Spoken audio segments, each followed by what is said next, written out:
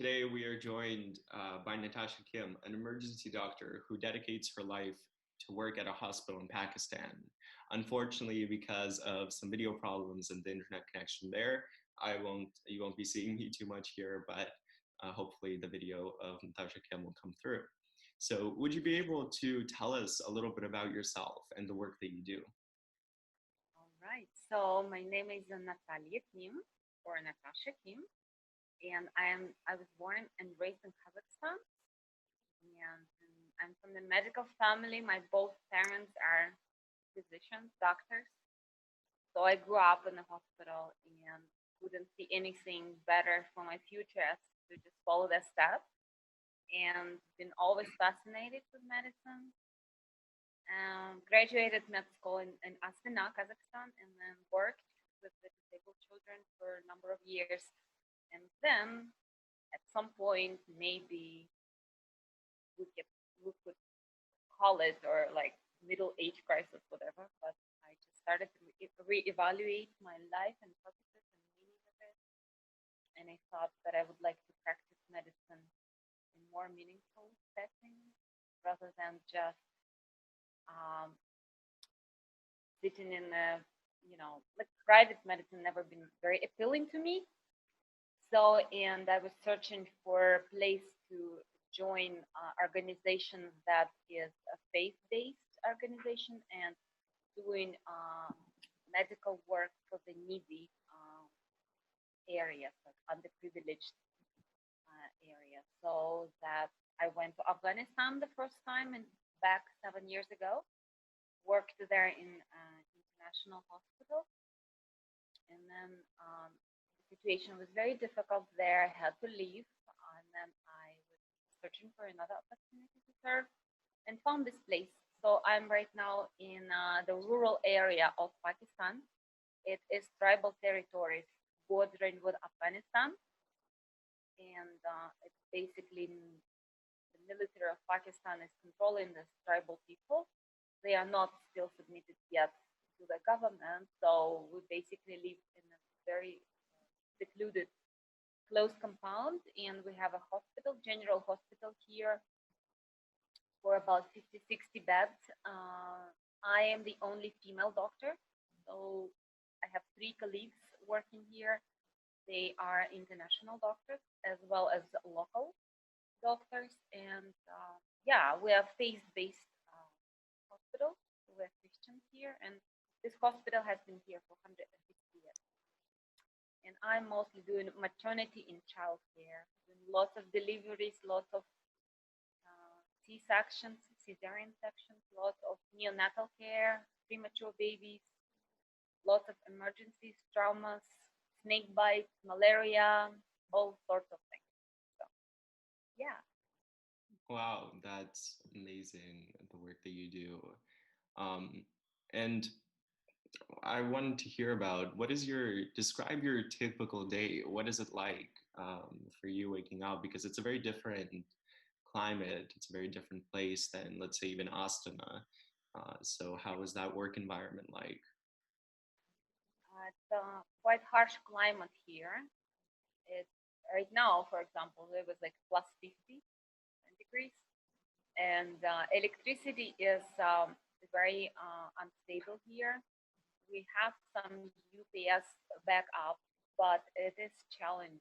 It is challenging. The water supply is like we have to buy special water to drink, and the water tap water has lots of bugs. Like the typhoid fever is a very common here, so we have to be very vigilant about all this kind of things. And yeah, so it is a little bit stressful to live like this.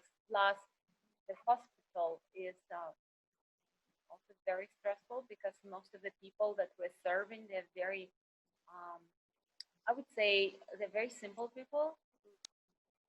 Like, uh, so I'm mostly seeing female patients, so I would say majority of them they cannot read, they cannot write, so they're illiterate, and yeah, so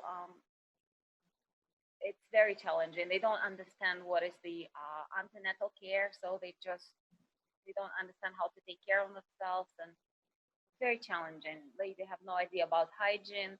There's uh, lots of difficulties with trying to do the patient education here. They just really think that that's how we've been doing for 300 years, and we're continuing to do this. So they don't want to change much, but we're working on this.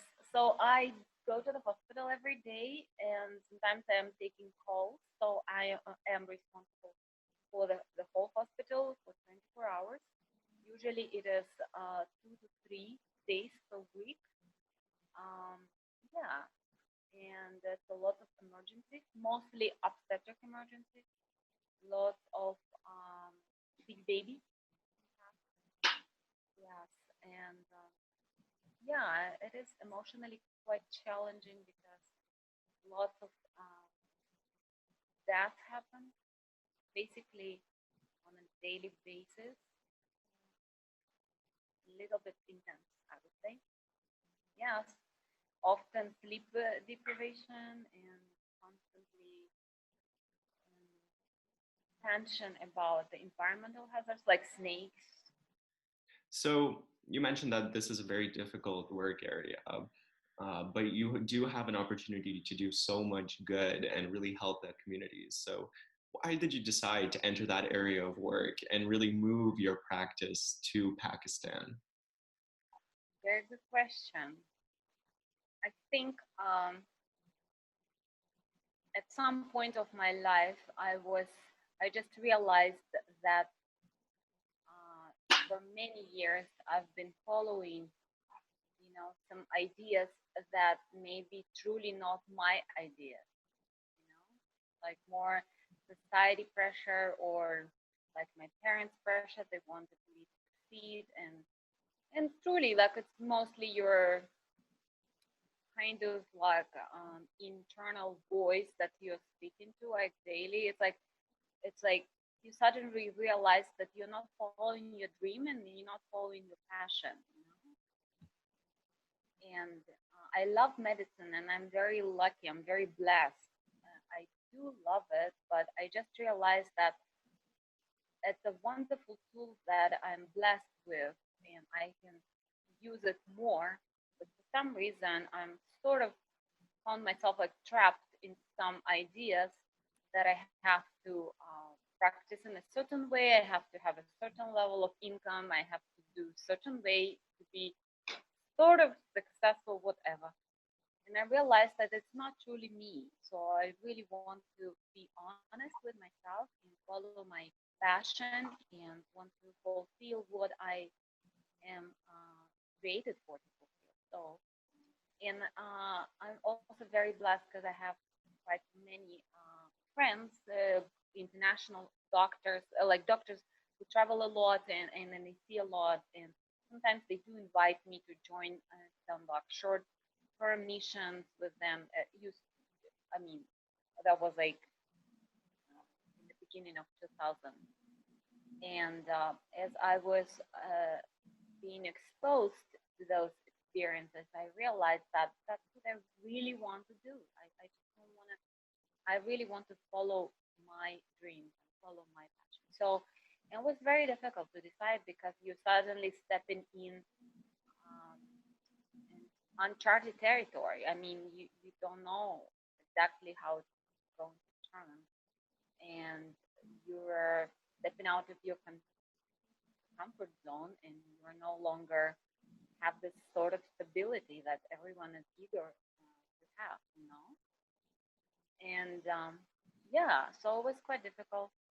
Yeah, but I never ever regretted, even for a second, my decision and my life. Even when I was in Afghanistan the first year, it was back in 2014. It was a very difficult year. I was still studying um, Persian language full time. I couldn't practice because um, obviously my patients wouldn't understand me if I wouldn't speak their language. So medicine is all about communication. So I was very, very focused on the language study. Very challenging, but I never ever regretted that. And it is a constant learning curve. It's constant pressure on your um, character. It's like you're constantly under the testing. Like you're pressed on from the different sides. Yeah, but this is life. Someone should do it, right? And if there wouldn't be people who would respond to this very overwhelming need, like, what is this life about? Why would we study medicine if we would just, sit in the private clinics and talk to people who are basically healthy, just convincing them to eat less and drink more water? And that's not what I was dreaming to do when I was studying medicine. So, but here it's real, like, yeah, I'm totally involved, 100% involved. Yeah. So, and that's very fulfilling.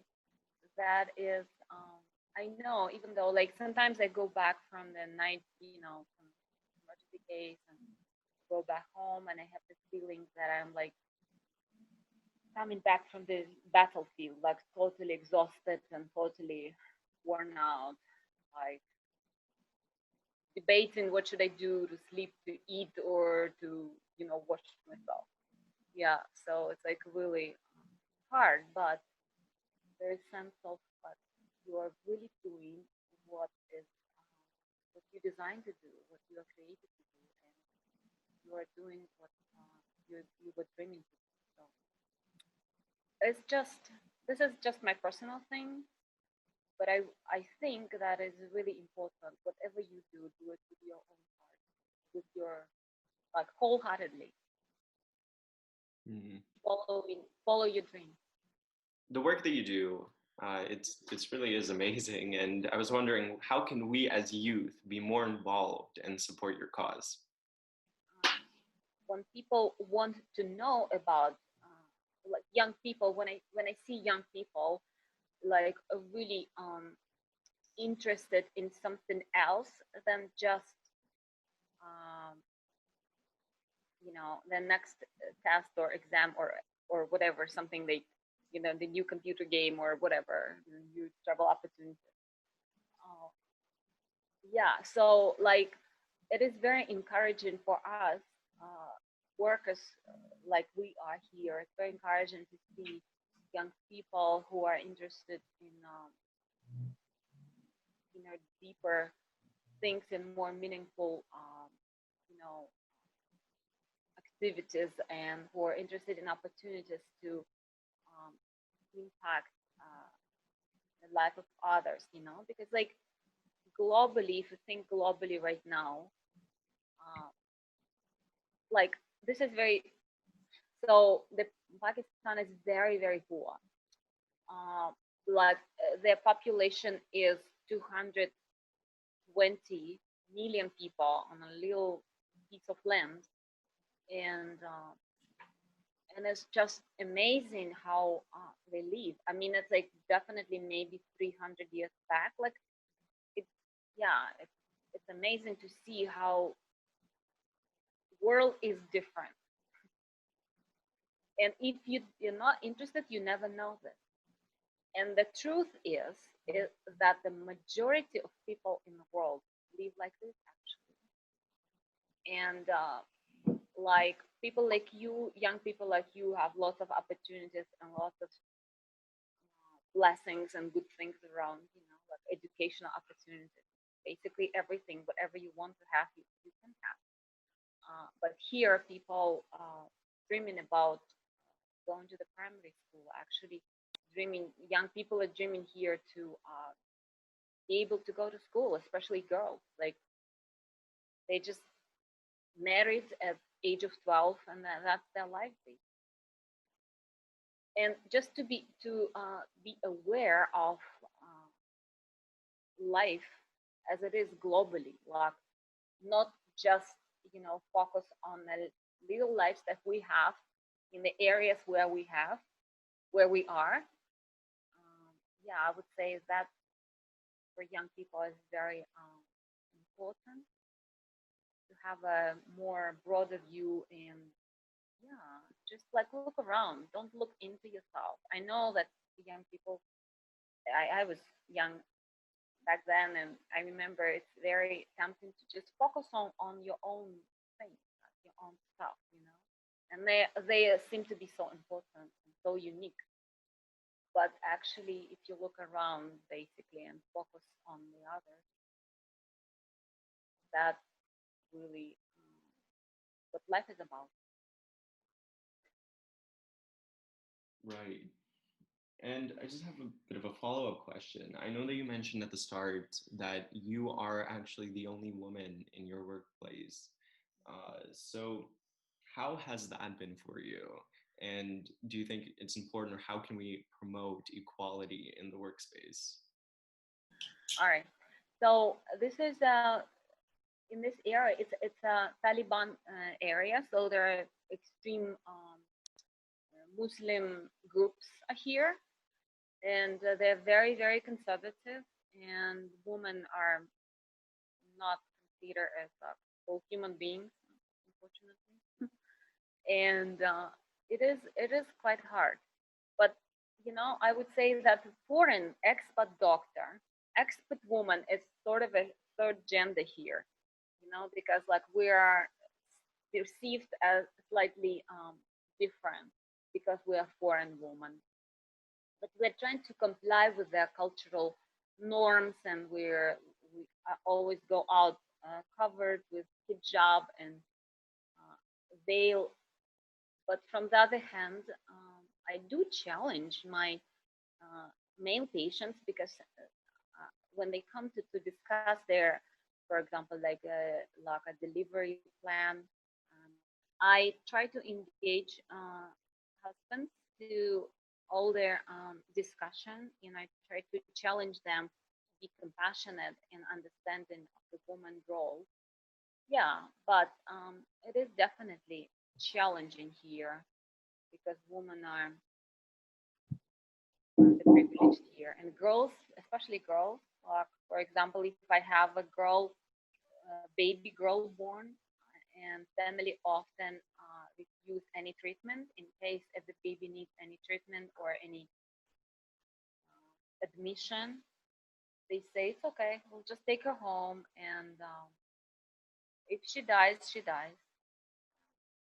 So, and try to explain them that this is same valuable human being, not just they everyone here they just want only sons. They don't want to have daughters. Yeah, it's constant struggle here. I do struggle. I sometimes find myself like even have this like negative sort of feeling towards the whole male society, because here it's very difficult for women. But I'm very Right. happy. I'm very happy that I can serve my woman here, and we have very. Um, I mean, it's amazing how they trust foreign doctors, and how they've never. Sometimes like you are the first doctor who actually talks to them, and I often have my patients crying to me and sharing all their personal things. Yes, and for me, it's very valuable. I value this work not less as like I do surgeries or I do some like procedures or treat some difficult cases. For me to be able to listen to their heart is the same important, and to receive this trust on that level, it's definitely very meaningful and valuable for me. So it's privilege for me. It's privilege because it's a hard area. Like even if someone would like to come here, it's not that easy to come here. It's like you don't. you need to have like a double visa to come here. It's very difficult. You work hours every day, often in a very difficult and, as you mentioned, stressful environment. And similar, when you came to Kazakhstan, you talked about how you were at some point struggling with professional burnout. Can you expand a little bit on that? Yes, I'm Kazakhstani person, was born and raised like post-Soviet sort of mentality. And I never sort of believed in this burnout. I thought, this is probably Westerners came up with this. It isn't really true. They just don't want to work hard, and we are tough people. But then I realized that burnout is a real thing, and it's just it doesn't matter how strong you are or how strong you think you are. It's just the amount of stress and amount of pressure that you cannot endlessly put on your pressure. I mean, we are human beings, we're limited. And the burnout, I believe, is a good reminder that we should not, we should give ourselves rest, and we should accept our limitations. Yeah, we all want to be strong, but we're not. Our strength is not endless. So anyway, after this 3 intense years here in this hospital,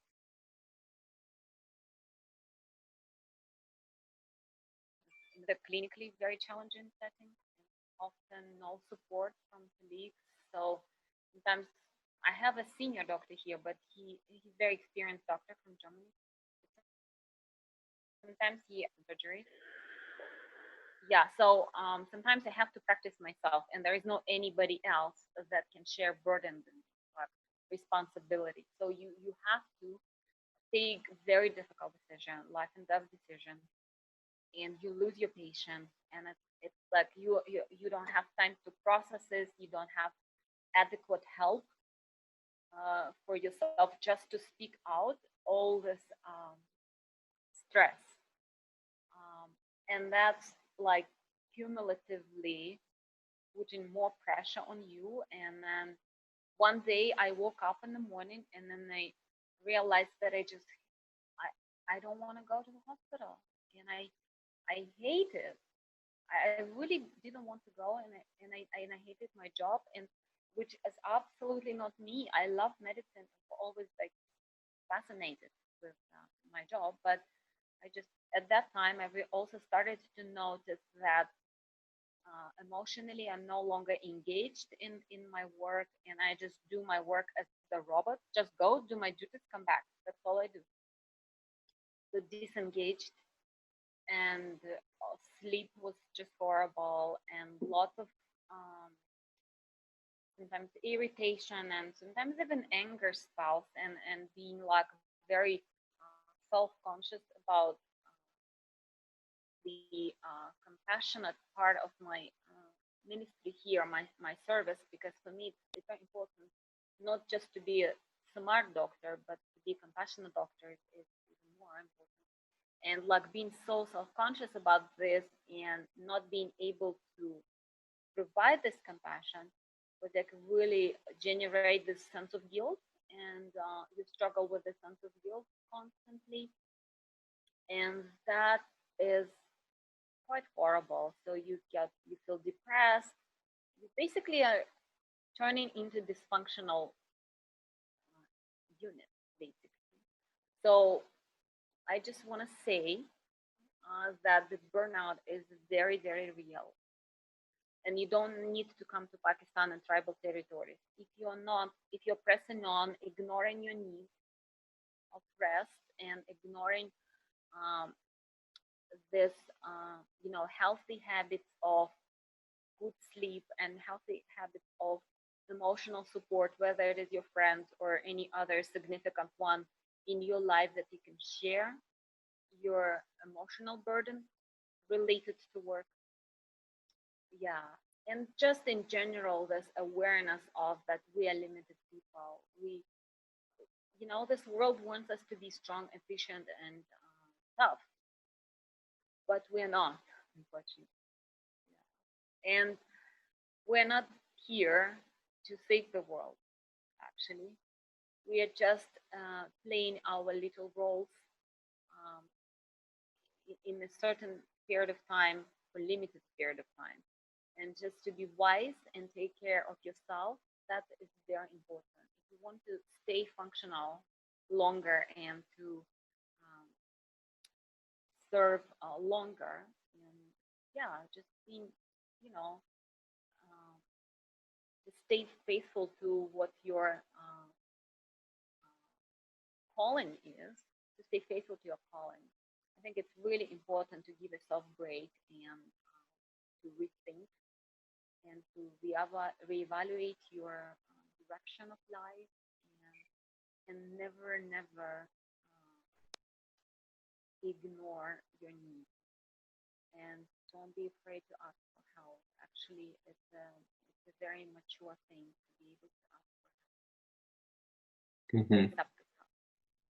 Yeah, as you said, a lot of us cope with it. I mean, it's the work that you do, obviously, it's very, very difficult. But many of us in our daily lives, in a very fast paced society, we do experience it. So, how have you found that you cope with the pressure and the burnout? And do you have any recommendations on how we can either avoid it or, especially if we experience it? Uh, so my coping, like, it's been a long time for me. I mean, I left Kazakhstan 7 years ago, and yeah. Anyway, it was a long journey for me, and I still continue, I believe. Uh, but for these 7 years, I learned a lot how to take care of myself, and I think that's a very important concept. And we all know this golden rule, right? Like, love your neighbor as you love yourself. So if you do not love yourself, if you do not take care of yourself, you cannot serve others. So this is kind of like, we all know this, but we do not practice, unfortunately. So just if you can think a little bit, how practically I can love myself today. So can I ask you this question, you, Alan? Did you love yourself today practically? What did you do? Yes, I do try to start off with not only loving yourself, but others as well.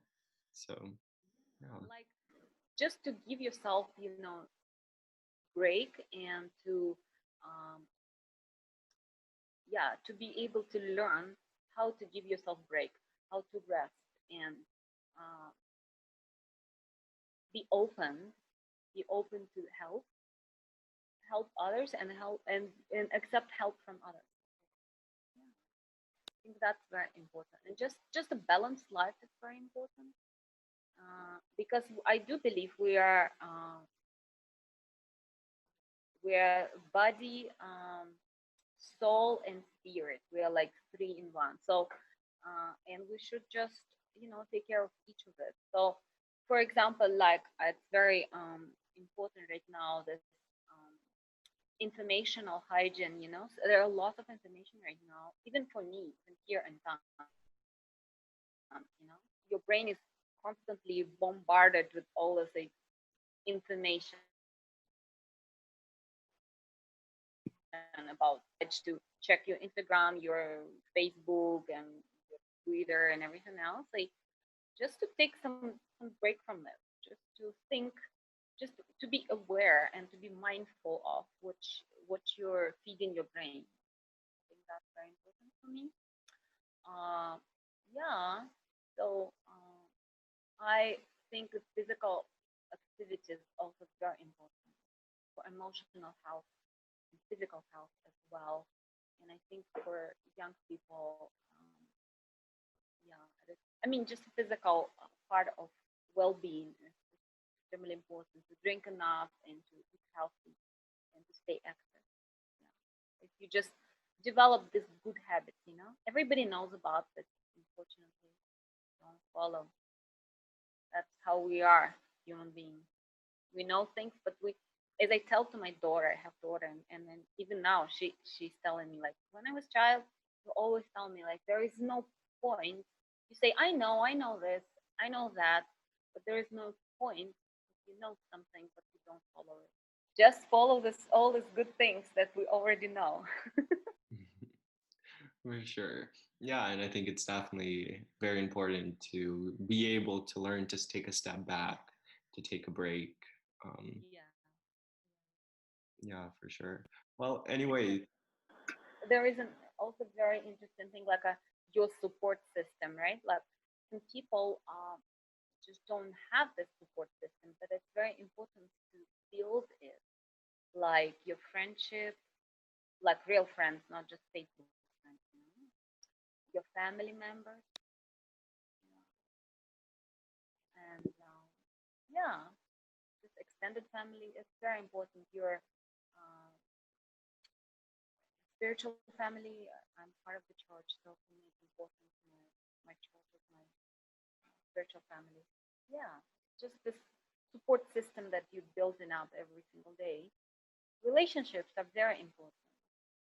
We are designed for relationships, and if we are just focused on our work and efficiency, and like if we just so much focus on our goals to achieve, if we're like naturally achievers, it's very easy to get into this trap, and just pressing on, which I think it's yeah, it's a huge problem right now because there are lots of state pressure. Not even here in Pakistan, like in the life of people like young people like you, lots of exams, lots of tests, lots of pressure, expectations, lots of expectations from you. yes, yeah, for sure. There's a lot of expectations, and it's a very fast-paced life, so it can be difficult to keep up with it sometimes.